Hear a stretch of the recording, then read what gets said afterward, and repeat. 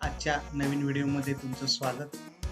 आज आपण ॲग्रीगेट या चॅप्टरबद्दल माहिती घेणार आहोत. मित्रांनो, ॲग्रीगेट म्हणजेच खडी आणि वाळू. जवळजवळ 75% कॉन्क्रीटचा जो भाग असतो तो ॲग्रीगेटने व्यापलेला आहे. त्यामुळं ॲग्रीगेटबद्दल माहिती आपल्याला असणं आवश्यक आहे. ॲग्रीगेटचे प्रकार कोणकोणते आहेत, ॲग्रीगेटचा वापर कशासाठी केलेला आहे याबद्दलची माहिती आजच्या व्हिडिओमध्ये बघणार आहोत. तर aggregate approximately occupies around 75% of the volume of concrete.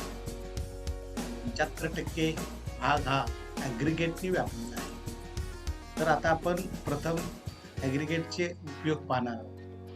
तर या ठिकाणी पहिला उपयोग आहे की मॉर्टर तयार करण्यासाठी ॲग्रीगेटचा वापर केला जातो.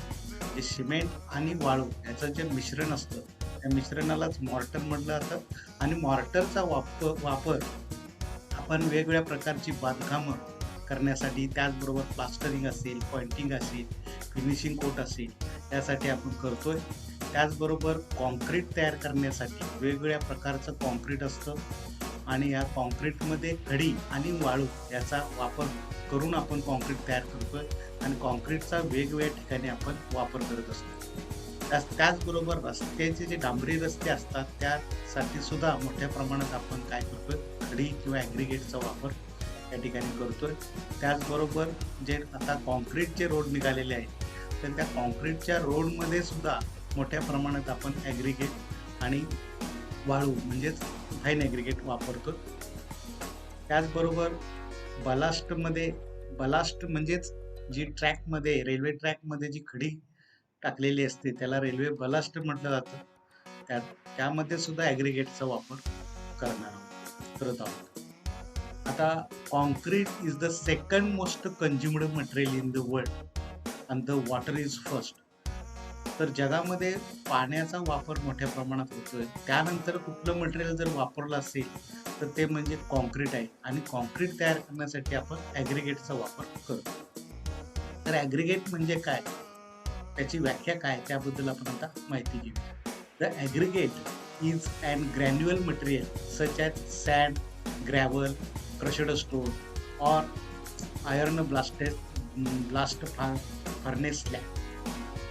The aggregate constitute typically 75% of the concrete value or more, and therefore its properties largely determine the properties of the concrete.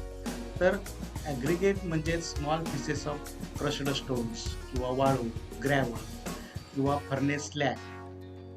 तर याची प्रॉपर्टीज आपल्याला माहीत असणं आवश्यक आहे. किंवा चांगलं ॲग्रीगेट कशाला म्हणायचं, कारण का जर चांगलं ॲग्रीगेट जर वापरलं तर त्यापासून होणाऱ्या सुद्धा कॉन्क्रीटच्या ज्या प्रॉपर्टीज असतात त्या चांगल्या असतात. तर आपण बेसिक फंक्शन जे आहे ॲग्रीगेटचं कार्य काय आहे कॉन्क्रीटमध्ये, तर it is a cheaper material. हे स्वस्त मटेरियल आहे comparatively to cement. Hard material आहे. Provide for volume stability. कॉन्क्रीटला स्टॅबिलिटी देण्याचं काम ॲग्रीगेट करत असतं. Reduce volume changes. कॉन्क्रीटचा व्हॅल्यूम कधीही बदलत नाही. आणि प्रोव्हाइड ॲबॅर्सन रेजिस्टन्स. सडन येणारे इम्पॅक्ट लोड घेण्याची कॅपॅसिटी त्या ॲग्रीगेटमध्ये असते.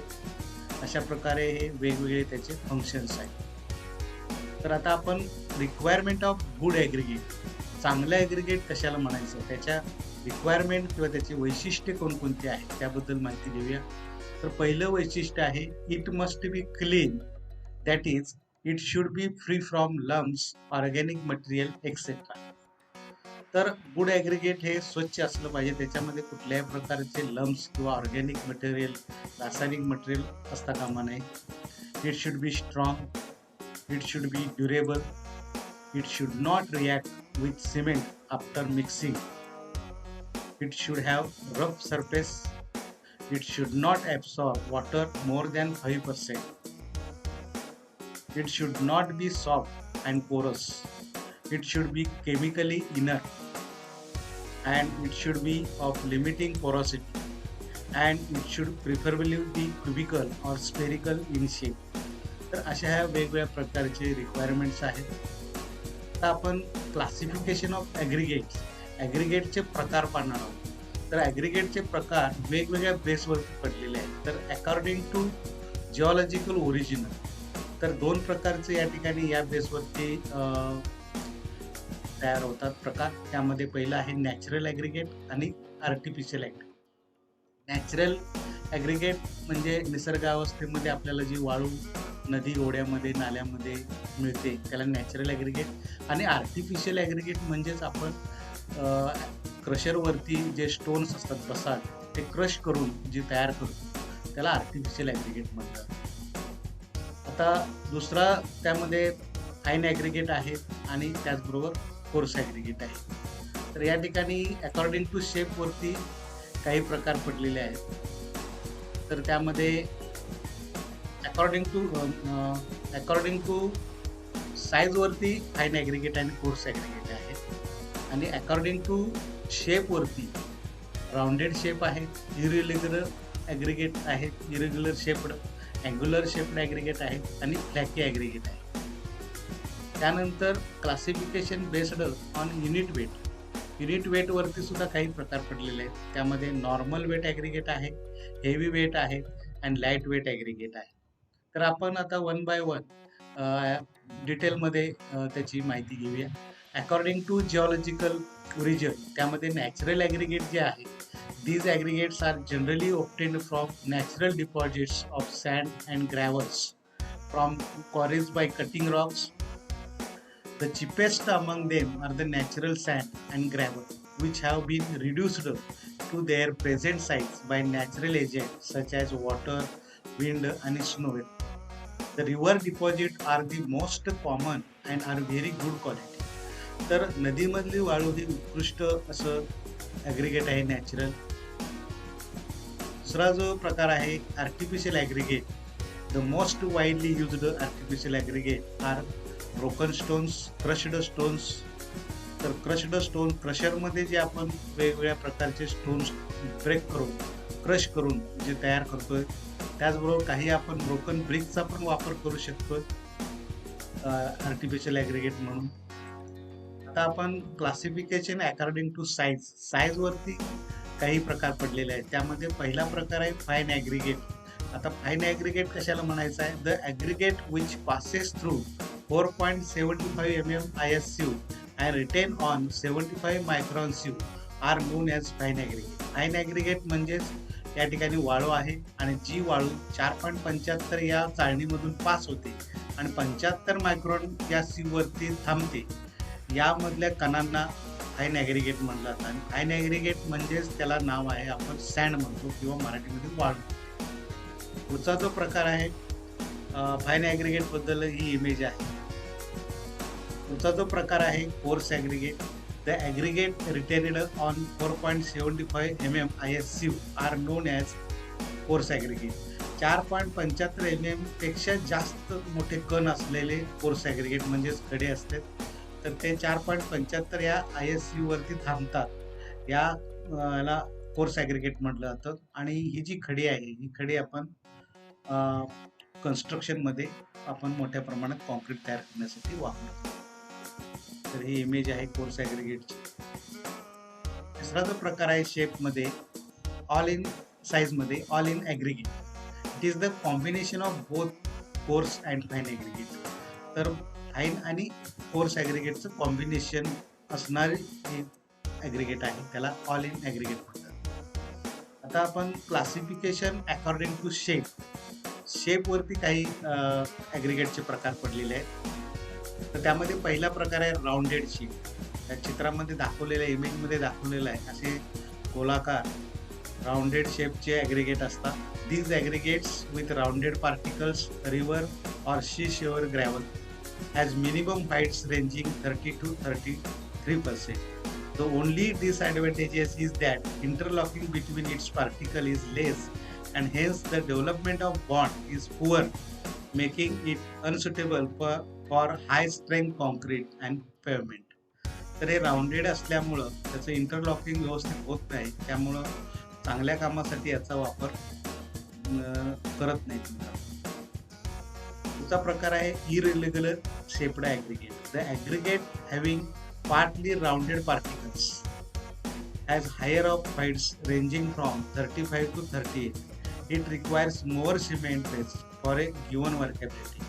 तर इरेग्युलर शेपमध्ये ॲग्रिगेट असता कामा नये. तर अशा प्रकारचे पण असतात, तर त्या शेपला इरेग्युलर शेप म्हटलं जातं. दुसरा प्रकार आहे angular aggregate. These aggregates with sharp, angular and rough particles, crushed rocks, has a maximum heights ranging from 38 to 40%.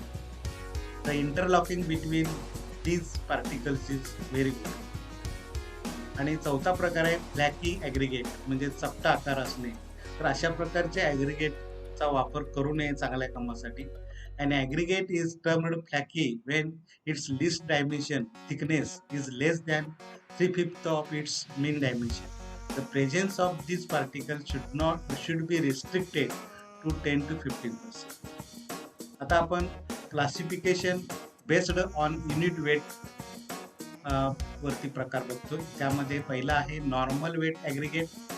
The commonly used aggregate that is sand and gravel, crushed rocks such as granite, basalt, sandstone and limestone, the brick, ballast, etc., which have specific gravity between 2.5 and 2.7, produce concrete with unit weight ranging 23 to 26 kilonewtons per cubic meter and crushing strength at 28 days between 15 to 40 MPa are termed normal weight concrete.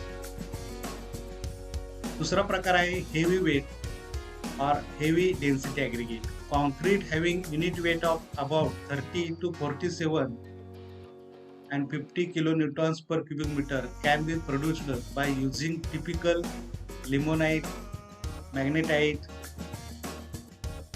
and scrap iron respectively. आणि third प्रकार आहे light weight aggregate. The lightweight aggregate having unit weight up to 12 kilonewtons per cubic meter are used to manufacture the structural concrete machinery block for reduction of self weight of the structures. तर जे शिपोरेक्स blocks तयार केले असतात की कमी वजनासाठी, त्यासाठी ही light weight aggregate या ठिकाणी वापरलं जातं. आता आपण फाईन ॲग्रिगेटच्या प्रॉपर्टीज बघणार. फाईन ॲग्रिगेटचे गुणधर्म कसे असायला हवेत, म्हणजेच वाळूचे गुणधर्म कसे असायला हवे त्याबद्दलची माहिती आपण घेतो. तर पहिलं जो प्रॉपर्टी आहे ती म्हणजे साईज बद्दल आहे. The largest size which may under the range of fine aggregate is 4.75 mm. Using the largest size will give a more dense concrete, but a mixture of all sizes is more desirable and more economical. दूसरी property आहे shape बद्दल. Shape of aggregate plays an important role in coarse aggregate rather than fine aggregate. Number 3, strength. The strength of aggregate alone cannot ensure strength of concrete. Strength of coarse aggregate is more important. Surface texture. Generally, rough surface aggregate is preferably to smooth aggregates, and this property is also related with coarse aggregate. Specific gravity. Specific gravity of aggregate is the ratio of its density to the density of water. Bulk density. This refers to the density of aggregate considered along with volume of voids or empty spaces between the particles. The density of sand falls between 17 to 25 kilonewtons per meter cube. Water absorption. Generally, for sand, water absorption is negligible. It is desirable that water absorption should be kept minimum. Number 8, soundness. This refers to expansion and contraction of the aggregate when subjected to temperature variation. आता आपण properties of coarse aggregate बद्दल माहिती घेऊया. पहिला त्या ठिकाणी properties आहे size बद्दल. The size of coarse aggregate depends on the used to which the concrete is to be put. For mass concreting works without complicated reinforcement, larger aggregate of 80 mm, 40 mm, 20 mm sizes are used. Shape.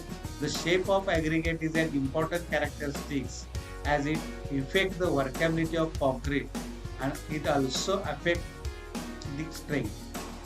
Number 3, surface texture. It is the properly of porous aggregate deals with the roughness and smoothness of aggregate.